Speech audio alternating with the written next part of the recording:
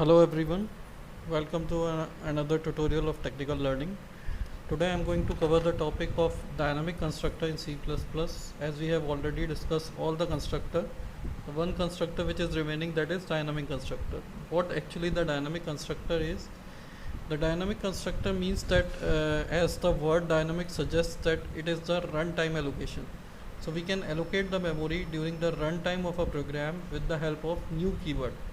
So we have to use the new keyword in the program which will allocate the memory at the time of compilation of a program.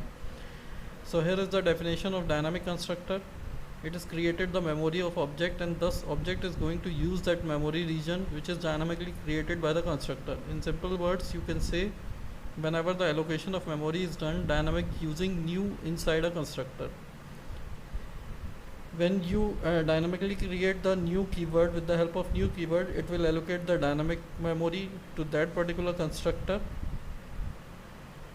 So what we do with that particular new keyword, the dynamic constructor does not create the memory of the object, but it creates a memory block that is successfully accessed by that object. Means it will not create the memory, it will create the blocks for which the object will be called. And dynamic, you can also give argument in the dynamic constructor you want to declare, as shown in the example. We can also give the argument list in the dynamic constructor. This will be clear with the program. So I'm going to show you the program of dynamic constructor that will help you to understand the particular dynamic constructor. Here is the program where I have created the class, which is class mania.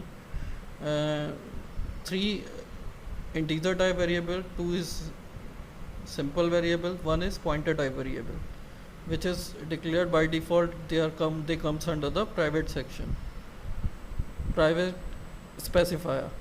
Publicly we have declared the function which is dynamic, which is constructor, as the name suggests, same name as we have the class name mania. Here num1 will be assigned with the value of 0 and num2 will be assigned with the value of 0. So the pointer type variable which we have dynamically initialized, that will be done with the new keyword. Here I have suggest new int. It will allocate integer type memory at the runtime only. Before that, the memory allocation, the block allocation will not be proceed. So here I have processed some argument lists as the dynamic constructor with parameters. The first one is without parameter and the second one is with parameters. So here 3 parameters, 3 arguments I have passed. All are integer type, as we have declared the particular variables which is integer type. So num1, the value of x will be stored in num1 and the value of y will be stored in num2. Third one is the pointer type variable which will allocate the dynamic memory new with the help of new keywords, and that particular variable value will be stored in the pointer value. Z value will be stored in the pointer which is dynamically create the value. Means that particular Z memory block will be initialized only when the program will be compiled. It will not allocate the memory before compiling the program. So here we display the value num1, num2 and pointer value. So num1 will contain the x, show the x value, y value and the z value. So how we can call with the help of the object? First of all, we created the main and one object is created.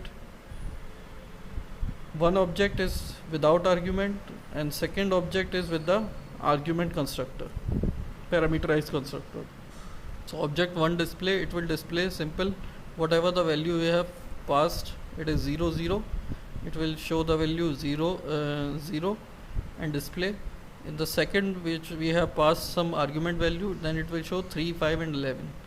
So we can compile this program and we can see the output of that particular program.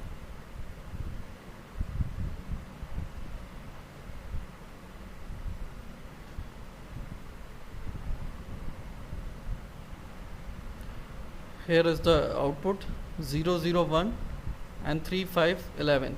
So why it containing some other values? Because it shows, it will allocate the dynamic, so it will occupying the value which is reference value, which is address pointer type variable, so it will providing the address of that particular value, which is 1. I have initialized the value.